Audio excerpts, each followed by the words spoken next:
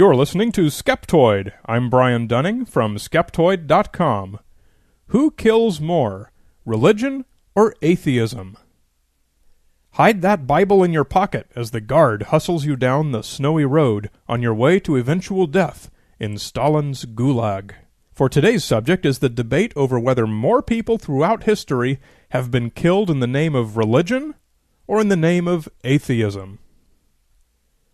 Atheist authors like Christopher Hitchens, Michael Shermer, and Sam Harris are always debating religious authors like Dinesh D'Souza, William Dembski, and Alister McGrath about whether or not God exists, or whether or not religion is good for the world. And as predictably as the sun rises, these debates nearly always devolve into the argument of which side is responsible for the greatest death toll throughout history. Which is a more terrible killer? Religious fundamentalism, or the lack of religion? Christians charge that the most killing in history has come from modern atheist regimes. Adolf Hitler led Germany during World War II when he executed 6 million Jews in the Holocaust, 3 million Poles, 3 million Russian prisoners of war, and as many as 8 million others throughout Europe. Joseph Stalin was the General Secretary of the Soviet Union following the Russian Revolution until his death after World War II. Between 10 and 20 million Soviets and German prisoners of war died under his regime, depending on how many famine victims you count, from gulags, execution, and forced resettlement. Mao Zedong, who led China for more than a quarter of a century following World War II, created the Great Leap Forward and Cultural Revolution programs, which collectively killed unknown tens of millions of Chinese, most of them in public executions and violent clashes.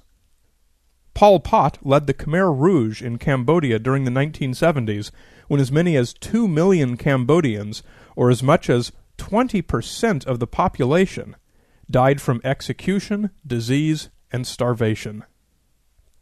History is full of uncounted massacres by armies carrying a religious banner, though most such episodes were in ancient times with much less efficient killing technology and microscopically smaller populations. The number of religious exterminations of entire villages throughout history is innumerable, though most had body counts only in the hundreds or thousands. Alexander the Great is estimated to have executed 1 million. 11th century crusades killed 500,000 Jews and Muslims. Genghis Khan's massacres of entire populations of cities probably totaled 1 million. The Aztecs once slaughtered 100,000 prisoners over 4 days. An unknown number, probably in the millions, died in the Devil's Wind action in colonial India. Up to 4 million Hindus, Sikhs, and Muslims died in post-colonial India. The Ottoman Empire massacred 2 million Armenians over the years. Franco's Spanish Civil War killed 100,000. 1 million have died in Rwanda, 500,000 in Darfur. And Christian versus Muslim violence has obviously dominated our headlines for a decade, totaling somewhere in 7 figures. So who has been the worst throughout history? Atheist regimes or religious regimes? Obviously the big numbers come from the 20th century superpowers, China, Russia, Germany. So the answer depends on how you classify those. And this is where the meat of these debates is usually found, splitting hairs on which regime is atheist, which is merely secular, which is non-Christian and thus fair game to be called atheist. Hitchens points out that Stalin's government had all the trappings of religion, including Orwell's totalitarian theocracy, and thus it's merely a play on words to say that it was not religious. Pol Pot was raised a Buddhist monk, who grew up to execute Buddhist monks, along with anyone else he could lay his hands on. Whole books have been written on the occult underpinnings of Nazi Germany, the symbology of the Norse gods, to say nothing of the claims that Hitler was a Christian, Hitler was a Jew, and his own writings expressing the kinship he felt with the Muslims. A favorite counterpoint raised by Christian debaters is that these despots practiced social Darwinism, and were thus atheists by definition. In summary, the winner of these debates is the one who can convince the other that the big 20th century genocidal maniacs were motivated either by religion or by a desire to destroy religion. The entire debate is the logical fallacy of the excluded middle. Here's the thing. If you write a book called God is Not Great, How Religion Poisons Everything, you sell a lot of books. If you write a book called What's So Great About Christianity on the Evils of Atheism, you also sell a lot of books.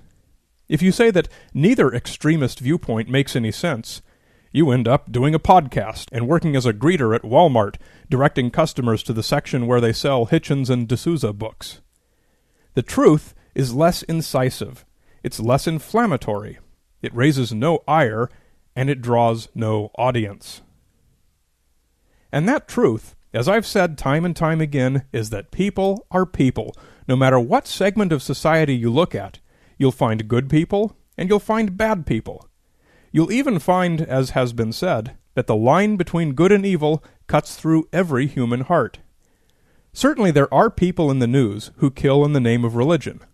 But just because they kill in the name of religion doesn't really mean they kill because of religion.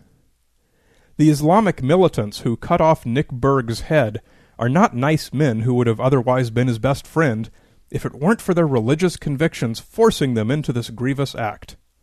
They are base murderers, and they should be punished accordingly. I don't care whether they go to church or not.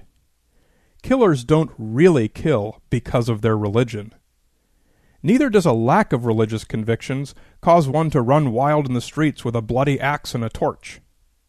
Religion is a convenient banner for many to carry, but there are plenty of other banners available as well, and if it wasn't religion, they'd do their deeds under some other justification, if they care to even have one. The real reason they do their evil deeds is that they're human. Humans are very smart, very capable, and when we want something, we generally find some way to get it, even if that means killing someone or committing genocide. By doing this episode, I'm going to be called an apologist for atheist genocide. My dismissal of the entire argument as pointless and fallacious will be interpreted as a dodge from advocating a weak position.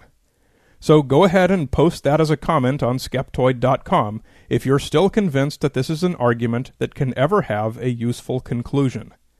I'm convinced that arguing either side is merely an opportunistic way to tingle sensitive nerves and sell a lot of books.